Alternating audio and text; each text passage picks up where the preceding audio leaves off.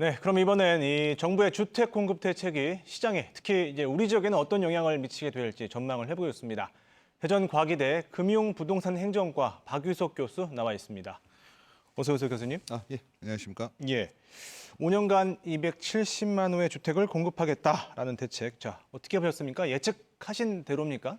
네, 그렇습니다. 어떻게 보면 윤석열 대통령께서는 후보자 시절부터 이제 공급에 대한 부분 좀 강조를 하셨고요. 예, 이러한 대규모의 공급을 이제 이번 대책을 통해서 이제 구체화되었다라고 좀 볼 수 있을 것 같아요. 예. 근데 예상했던 대로 지금 서울을 중심으로 수도권 지역에 어떤 공급 부족이 좀 있다고 좀 보여지는데 이러한 지역을 중심으로 좀 더 무게를 둔 대규모 공급 대책이라고 좀 볼 수가 있습니다. 과거랑 좀 비교를 해보면 이 정도 270만 호 정도를 5년 동안 공급을 하겠다라는 이 정도 규모는 과거랑 비교해보면 어느 정도 규모일까요? 뭐 큰 차이가 나는 건 아닙니다. 이제 그렇군요. 과거의 5년간 계획을 보면 257만 호 정도였고요. 이번에 이제 아. 270만 호니까 약 13만여 호 정도 증가한 거를 볼 수가 있는데요. 예. 우리가 거기서 조금 봐야 될 거는 이제 서울과 수도권 지역이 이제 과거보다 좀 많이 늘었다라고 좀 볼 수 있을 것 같고요. 예. 그리고 이제 광역시 지역은 거의 뭐 대동소이하게 4만 호 정도 더 늘어나게 되는 거고요. 그 밖에 이제 8개 도, 이제 지방, 이제 중소도시를 중심으로 해서는 약 20만여 호 정도가 좀 감소한 걸 볼 수가 있는데요. 예. 이거는 전체적인 시장 상황을 좀 고려를 해서 물량의 좀 어떤 좀 조정 이 정도를 했다고 좀 볼 수 있겠습니다. 말씀하신 것처럼 270만 호 가운데 절반 이상이 서울 수도권이고요. 지방에 한 112만 가구 정도가 이제 공급된다는 건데, 자, 이게 시장 안정화를 위해서 충분한 물량이라고 보십니까? 네, 뭐 지금 부동산 시장의 상황을 살펴보면요, 뭐 수도권이나 지방이나 이제 가격이 좀 하락하는 이제 하락기에 접어들었다고 좀 볼 수 있을 것 같아요. 그래서 이러한 부동산 가격이 지금까지 어떤 일정한 주기를 가지고 변동한다는 걸 생각을 예. 한다면 이제 하락세가 다시 반전이 돼서 상승이 되더라도 일정한 시장의 수요가 생기려면 좀 시간이 좀 걸릴 것 같아요. 그래서 이러한 부동산 침체기에서는 가격 안정도 물론 중요하지만 그 수요와 공급의 이제 미스매치에서 나타나는 어떤 미분양 사태도 우리가 좀 우려할 수 있거든요. 그래서 예. 이번 정책에서 보면 지방에 대한 부분을 조금 줄여서 어떻게 보면 미분양이 시작이 되면 지방부터 좀 시작이 되죠. 예. 그래서 이런 부분들을 조금 고려한 정책이 고려했다. 아닌가라고 생각을 하고 있습니다. 자, 이번 대책을 보면요. 특히 이제 지난 정부 같은 경우에 이제 공공이 주도를 했는데 이번에는 이제 민간 주도로 공급을 하겠다는 그 대책을 밝혔습니다. 자, 이건 어떤 의미일까요?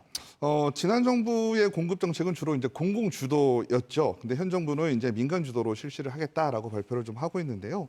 두 가지 방식 다 장단점이 있습니다. 특히나 공공 주도 같은 경우는 이제 서민 주거 안정, 그다음에 주거 복지 이런 차원에서 좀 그런 중요성이 좀 강조된다라고 볼 수 있겠고요. 예. 민간 주도 같은 경우는 이제 사업성이나 경제성이 좀 강조가 됩니다. 그렇기 때문에 어떤 개발의 실현 가능성이 어떻게 보면 민간 주도가 조금 더 낮다라고 좀 볼 수 있겠는데요.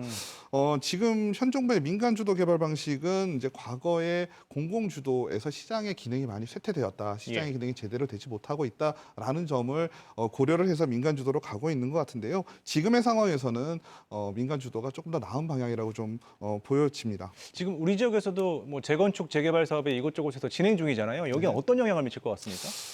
이번 정책으로 인해서 이제 규제에 대한 부분, 재건축에 대한 규제 완화 부분을 좀 생각해 볼 수 있겠는데요. 예. 재건축 같은 경우가 이제 앞으로 조금 더 수월하게 사업이 진행이 될 텐데 예. 최근에 대전 지역에 이제 리모델링 바람이 조금 불었어요. 그렇죠. 리모델링은 이제 재건축에 비해서 조금 안전지단에서 좀 규제가 좀 완화되거든요. 그래서 리모델링의 형태로 아파트 재개발이 진행이 되었는데 앞으로는 이제 리모델링이 아닌 재건축으로의 전환도 좀 빠르게 이루어지지 않을까 규제 완화를 통해서 예. 그렇게 예상을 해볼 수 있겠습니다. 예.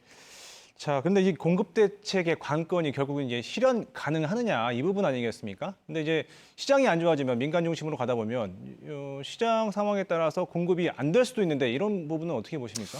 네, 그렇습니다. 우리 지역만 보더라도요. 이제 최근 몇 년간 공급 계획을 살펴보면 상당히 많은 물량이 계획이 돼 있었는데 예. 실제로 이어지지는 못했어요. 예. 그래서 더군다나 부동산 시장의 하락기에 민간 주도로 대규모 공급을 한다는 게 어떤 경제적인 부분에서 우리가 좀 고려를 해봐야 될 것 같거든요. 예. 근데 정부의 지금 의지는 이런 민간 주도로 인해서 대규모의 공급을 진행하겠다라고 하니까 상황에 맞게 세부적인 정책으로 공급이 잘 이루어질 거로 보고 있습니다.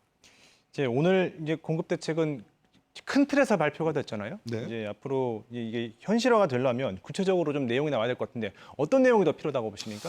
네, 뭐 전반적으로 생각하면 간단합니다. 이제 대규모의 공급 계획이 차질 없이 진행이 된다라고 하는 것은 결과적으로 이제 수요 부분이나 공급 부분이 다 만족을 했다라고 볼 수 있을 거거든요. 그래서 민간 주도로 공급이 문제없이 진행이 된다라고 할 때는 이제 사업 시행자의 적정한 이윤이 좀 보장되어야 할 것이고요. 예. 그다음에 수요자 측면에서는 분양가가 합리적이어야 될 거예요.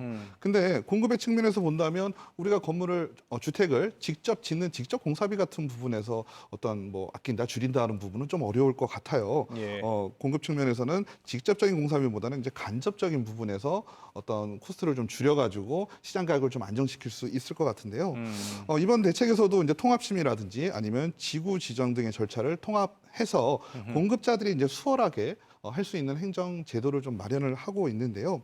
앞으로 이런 부분들이 조금 더 구체화가 되고 이제 행정 부분들이 좀 된다면 비용이 좀 적게 들 것이고 예. 수요자 입장, 공급자 입장이 다 만족되는 대책이 나올 것 같습니다. 알겠습니다. 교수님 오늘 말씀 여기까지 듣겠습니다. 고맙습니다. 네, 감사합니다.